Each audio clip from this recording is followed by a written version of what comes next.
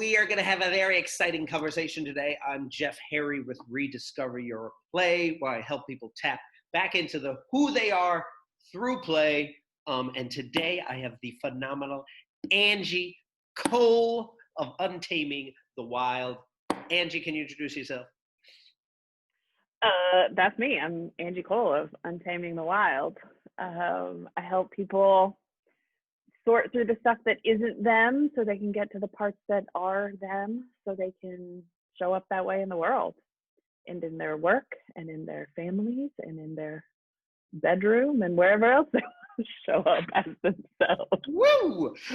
And today we're talking about white lady, which is a very interesting term that Angie shared with me. And I was like, oh, we need to just do a conversation just on the term white lady. So Angie, can you break down what white lady is? What is white lady? Well, I didn't know it was a new term. The way in which you said it definitely sounded like a different term. It wasn't like, oh, look at that white lady. It was like, let's talk about white lady. And I was like, what? Okay.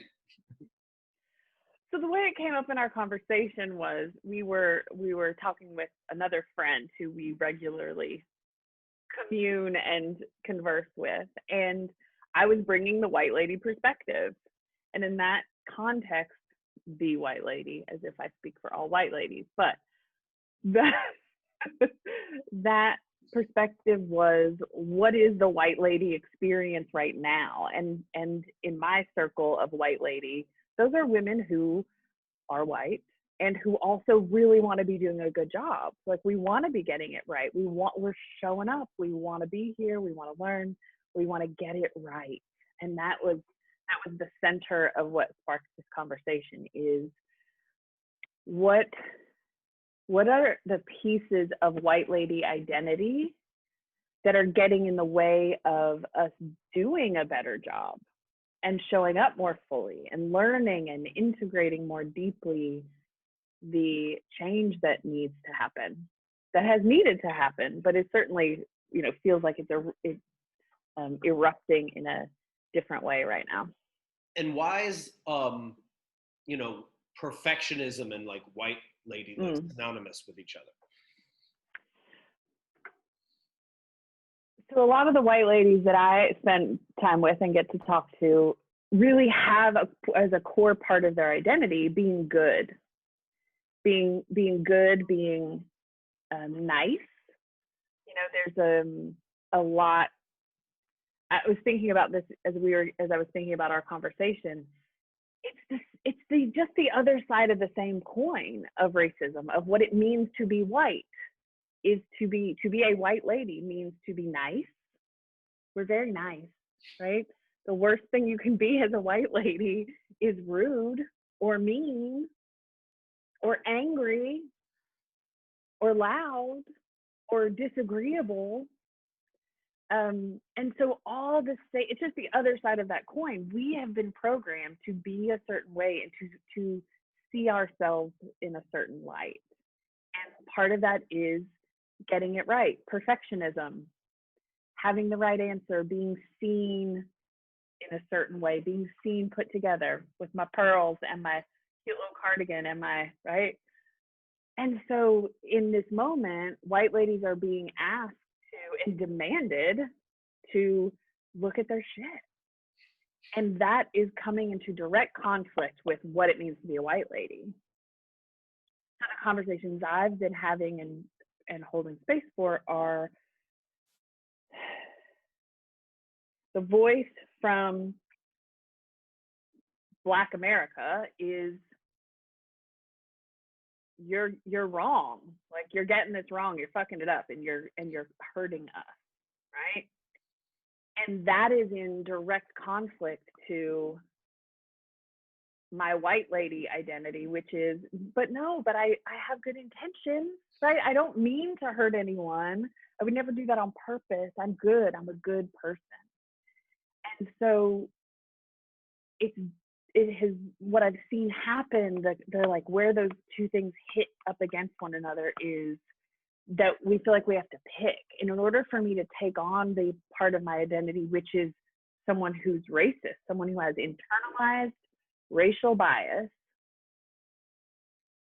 I have to give up my perfectionism. I have to give up my good person card in order to take on this other card. And not only does that feel bad, because I don't feel like a bad person, we haven't been, and this is, I think, categorically, culturally, we haven't been given a whole lot of experience with nuance where we can hold both.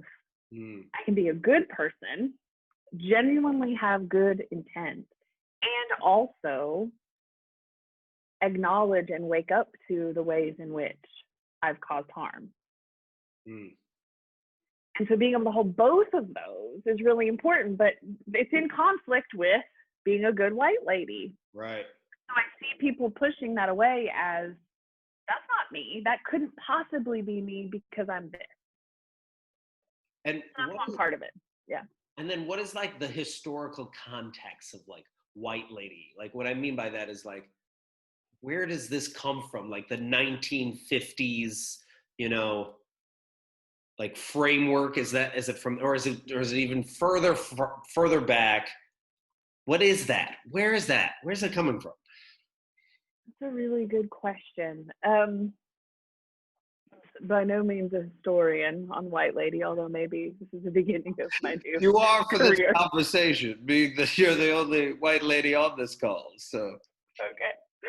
Well, when I think about, so I watched 13 not that long ago, right, the documentary, and as in particular the part that's you know, talking about how Black identity and this kind of iconography around being Black was created, this identity and persona of the criminal and the kind of the dark lurker and the, you know, like the bad guy. I think it was also creating the other side of that coin, which is everything that's not that.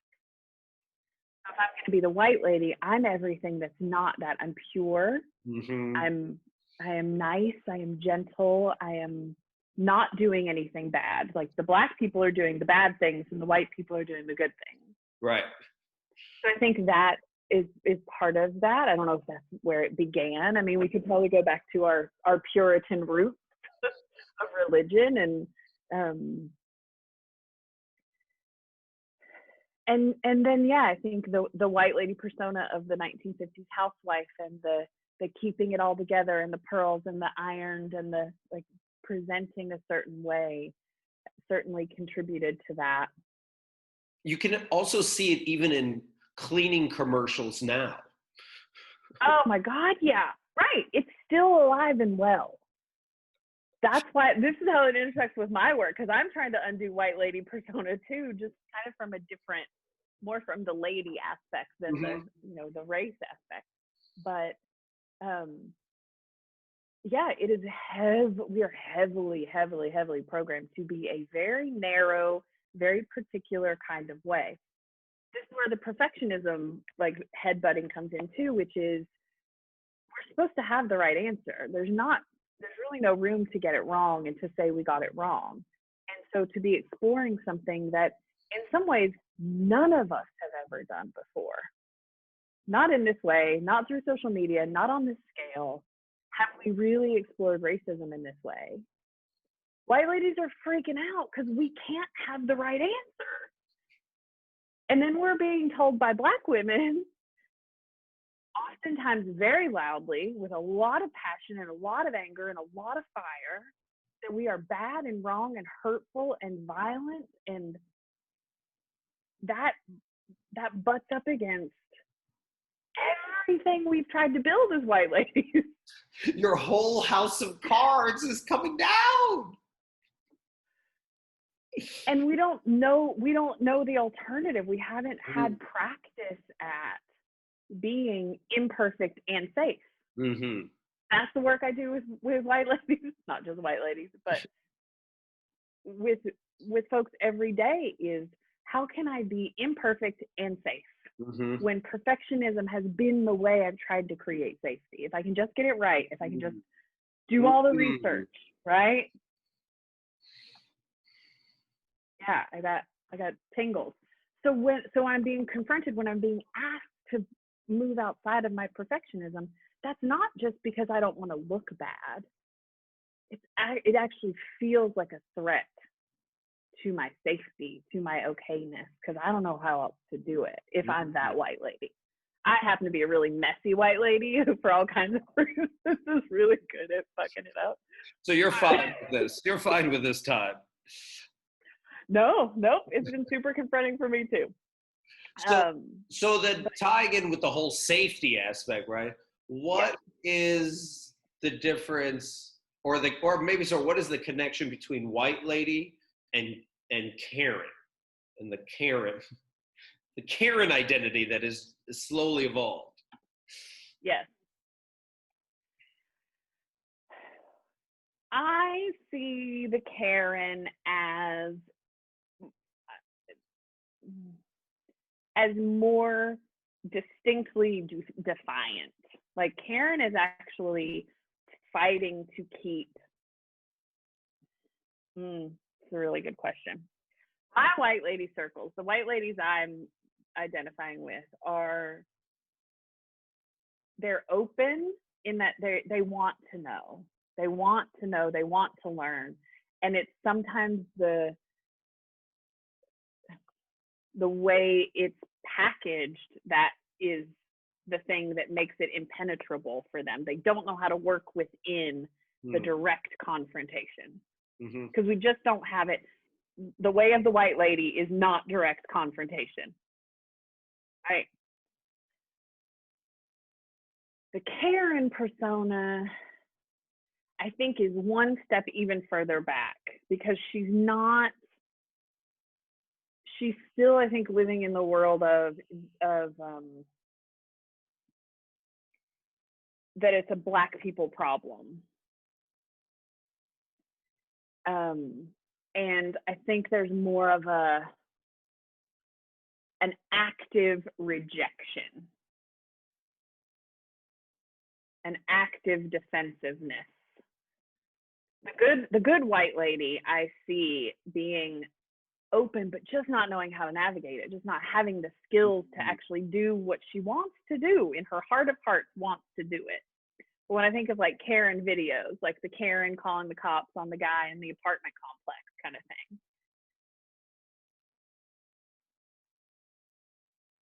I don't know. Maybe there's not a difference. This is what I've been thinking a lot about as we claim the name of racist. As I look at racism and racist and white supremacist, and I've looked up definitions trying to find where did that fit for me. And if it just means racial bias, okay, yep, I've got that, right? I have unconscious, programmed, internal. But part of my struggle is that word has carried so much. I grew up in the South. I grew up in Tennessee. So to me, a racist has a very particular identity and flavor and energy. And to try to put myself in that same place, it's really hard. But I think that's part of this work. Right. Because I want to distance myself. I want to say, but that's not me. I'm a good white lady. Right? That's not me. I'm not a racist. But if I just look at it in its simplest form of having conscious or unconscious racial bias, then that is me. And so perhaps part of the walk for the white lady is to kind of get over that, to kind of look at even the things that to me I'm seeing as, well, it's not that bad. It's not as bad as burning a cross in somebody's yard and driving around my truck with the Confederate flag on it. Like, that's bad. But me just being, right? So I think that's the next level of work that white ladies are being called to do right now. To not try to fight for that difference. Where does the passion or the anger, where do you think that comes from in a Karen? Because when I watch the videos, I'm like, why are you so angry? Where do you think that, what is that? that's harder for me because I don't have that. I can identify with the white lady perfectionism, good person Right. card. The anger on the other side, I have a harder time understanding because I don't understand it. I think I have one Karen in my circle right now who's teaching me a lot, who keeps sending me videos to watch from all They always kinds. have videos. The Kens and the Karens always have videos for you to watch. So I'm trying to understand and see what she's seeing, because that it feels important to try to understand and not just wholesale push that out of my space. What I see in her, she's scared. She's absolutely terrified. She's still living with the imagery of the bad Black guy, of the escaped slave, the maniacal, crazy-haired. Like, she's so terrified, and has, and again, I'm using her as just an iconic kind of example. Has experienced violence, from people with Black skin. She's lived in places and has personally experienced that. So that's what I see. That's the shape that's taking for her. And so it's hard for her to get outside of her personal experience to see the systemic experience, to not feel like her own safety is being pushed aside. Mm-hmm. Right? Because she's got some real experience. So I think that when I look at Karen more generally, I think it's fear. Whether that is through personal experience or just the frothy, hyped up media imagery of the violent protesters and the guns and the mobs and all of that. Mm-hmm.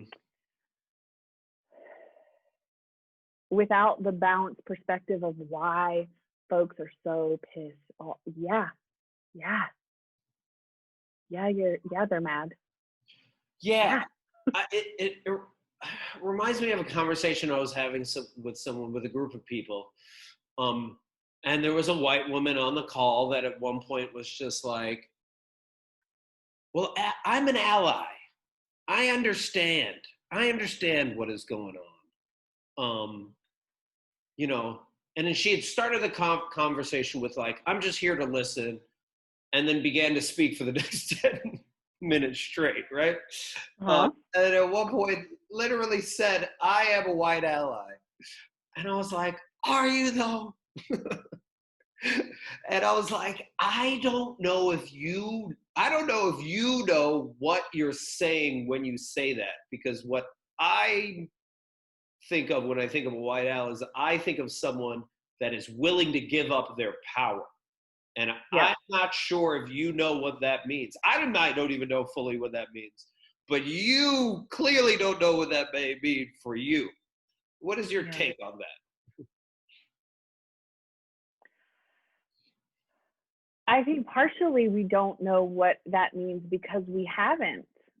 We don't have practice at not being privileged. We don't have experience. Of course we show up and people want to know what we have to say. Duh, Jeff. I mean, that's why I'm here. I'm here to share. You're welcome. Right? So we just haven't been exposed to another reality that might be possible where that's not true. Yeah. Especially as Americans, right? Americans carry that around the whole world. We carry that like, we're here to grace your presence. You're so very welcome. You be happy that we are in here. I think of Jane Elliott's, anti-racist education, work. Yes. And how she was running this for a bunch of educators, and there was this this white woman just kept raising her hand. She was wearing one of those green collars because she was part of the, minority at the time, right? Mm-hmm. And Jane turns to her and goes, if your hand is raised, you're not listening. You're not listening. You're thinking about what you have to say. And the person got so angry because she was like, I do have something to say. And then she stormed out and took her sash off. Like, what is that about that level of entitlement? Where does that come from? It comes from all of it. I think it's the other side of the coin. We, just like Black folks have been told for hundreds of years that they're less than and trash and subhuman, and right, we have been told we are the light, we are the saviors, we are good. Just because we're here, we are good.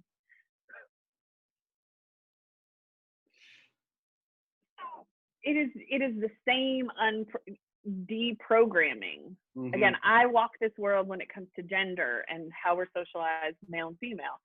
Women have been walking around telling that we are, if you could just talk a little less and feel a little less and need a little less, that'd be great. But if you're a dude,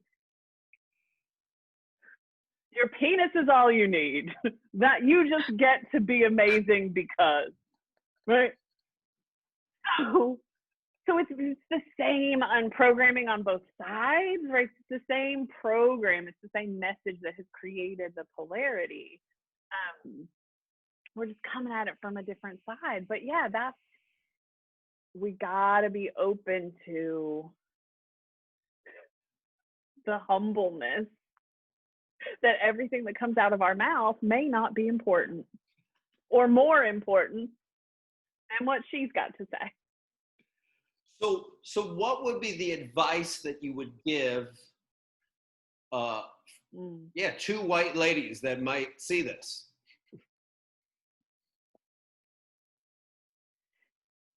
Let go of the idea that you have to pick, that it's not one or the other. You don't have to kind of lay down and because I've seen this other side where it's like, oh, the martyr, the woe is me, the like, I'm going to be a dog on my back and just like submit. You don't have to do that. It doesn't have to be like everything you've ever done is wrong and bad and terrible and you have to just, submit. That's not what openness and humbleness has to look like. You can sit in your dignity and be open. And that's the other thing we haven't been well trained to do, which is feel our feelings. Just feel the crappiness that it feels to understand that you might have unconsciously, unintentionally done things that really hurt people and contributed to really hurting people, and that it's not a competition where one or the other has to win. You don't have to defend your goodness in order to also claim the shadow and the unconscious and the harm. How could they hold both though? Isn't that like, how can someone own the fact that they might have, contributed to this white supremacist, institutionalized racist system and also be a good person?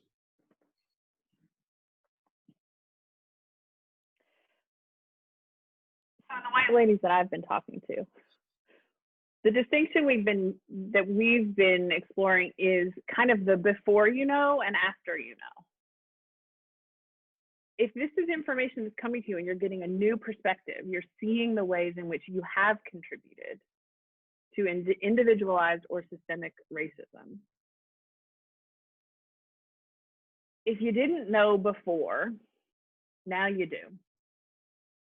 The thing that makes you an asshole is if now you know and you still don't do anything. If you just decide, well, nothing I can do about it. I'm just one person. I can't really, what I do doesn't really matter. I don't even know where to start. I just can't even. Then you're being a dick. And yeah. So I think, I don't know if that doesn't necessarily answer your question. That now, like, finding out that you've done some stuff that's messed up doesn't negate all the good things you've tried to do, but all the good stuff you've tried to do does not negate the fact that you just learned that you're also responsible. They don't cancel each other out. You just get to bring both of them with you. Right. You get to, yes, continue to do good things, but this is part of keeping your good person card. And now now you're responsible. I guess then it's not like, instead of trying to win, there's no winning in this. But it seems like, yeah. Winning, like your video about the checklist. Yeah. The White Lady Olympics. Yeah, I mean, that's part of the way we have been socialized to compete with one another.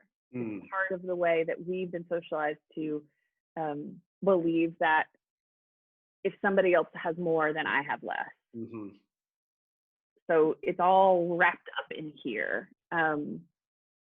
I need to take the actions that I'm taking because it feels good and is important to me, not because I'm trying to keep up the outward persona and appearance. The Joneses.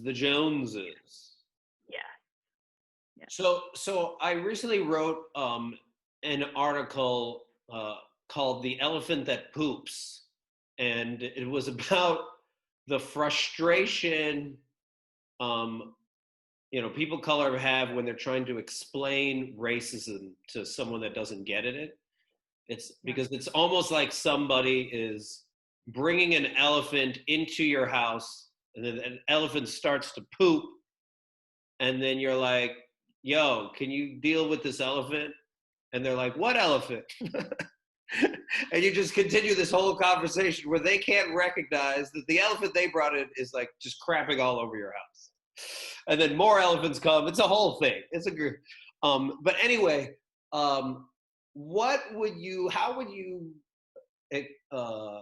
explain to a person of color that's so frustrated about having to continue to explain racism to white ladies? What hope could you provide? or at least, some that guidance, but just like, how do we keep, from going crazy trying to, because we feel like we shouldn't even have to do this, and then we find ourselves here. Right. Well, first I would say to test for openness, right? If it's a Karen and she's just not open, then there's probably your breath and your voice and your words and your intention are probably better saved for somebody else. I'm learning that lesson myself. Where is the fertile ground? And when there is fertile ground,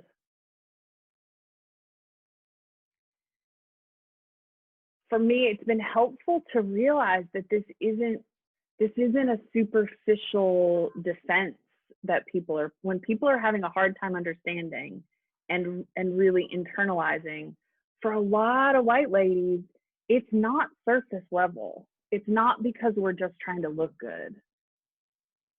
For me, it's been helpful because I'm in circles of really phenomenal white ladies, like really good, open, loving, doing things differently white ladies, and to see the depth of their struggle with trying to find the place where this can live for them, and seeing it really confront their feeling of safety, of okayness. So I guess that. So yes, you shouldn't have to do it, but here we are. And if you have the energy to do it in that moment, maybe just to try to understand that if that person is really open and they're really having a hard time understanding, it's not because they don't want to, it's because it is confronting some deep programming also within them. Mm. Okay. That they're struggling with some identity level conflict that Right. they're trying to work out. How can both of these things be true about me? Got it. Okay, so then this ties into my last question because we've been focusing a lot on white ladies, but not much on white men. And for my last question, it's what would you say to white men that are watching this, as well as what would you say to white men um, to help break the perfectionist historical trauma that they've been perpetuating for white women? Yeah. That's a big question. That's why I end on that one. that they've been perpetuating for white women. Well, I mean, I think white men are subject to a different.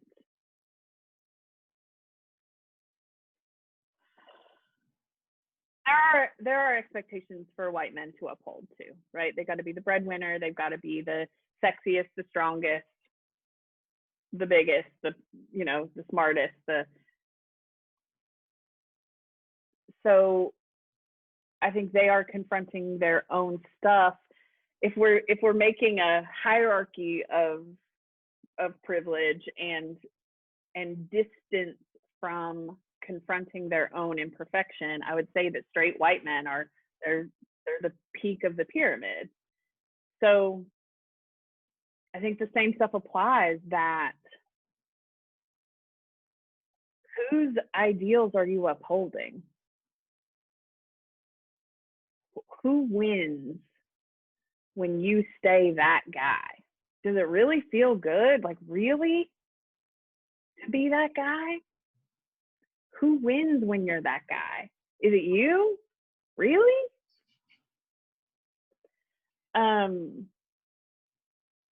So I guess that's where I would start. Because I happen to love a straight white man quite a bit. And so I see him struggle with confronting those things too, of this is who he thinks he's supposed to be in order to be a good guy, to be a good man. But a lot of those feel incongruent to him. That's not who he feels that he is. And so how does he do that? Especially when he's trying to perform for the white ladies, right? He's trying to be the good white guy so he can get himself a good white lady. And we're all just walking around in this performance. So that's the deeper level of this, especially for white people, is to get to the bottom of what's the performance, who set it up in the first place, whose image of this world are we perpetuating? Because it's not ours. We're not winning. Really. Not really. People pay me a whole lot of money to help them figure out how to undo the mess they've gotten themselves into, because the performance is running their lives now, not them. And they're miserable. And they feel guilty for being miserable because they're supposed to be happy. They have all the things they're supposed to have, right? They have all the things. And they're miserable, and they're drinking bourbon every night to not feel. So I think that's the deeper thing, is just like really asking those questions of whose story are you playing out? And if it's not yours, start to figure out what that is. Woo-hoo, that's a perfect way to end. Thank you so much, Andy. I really appreciate you, Angie. This has been so lovely. You are so welcome. I really appreciate you too. And to be continued, more conversations to come. But yeah, I hope this is helpful. And for folks who are listening, I hope it was helpful. And if you want to have loving, respectful, but gritty conversation about White Lady or any of these other things, I'm open to that. So. And then how can people find you? They can find me on my website, untamingthewild.com. All my goodies are there. I'm on all the social medias. My email address is there, so that's the easiest central location to find me. Sweet. Untamingthewild.com. And you can find me at rediscoveryourplay.com. Thanks, everyone. See ya.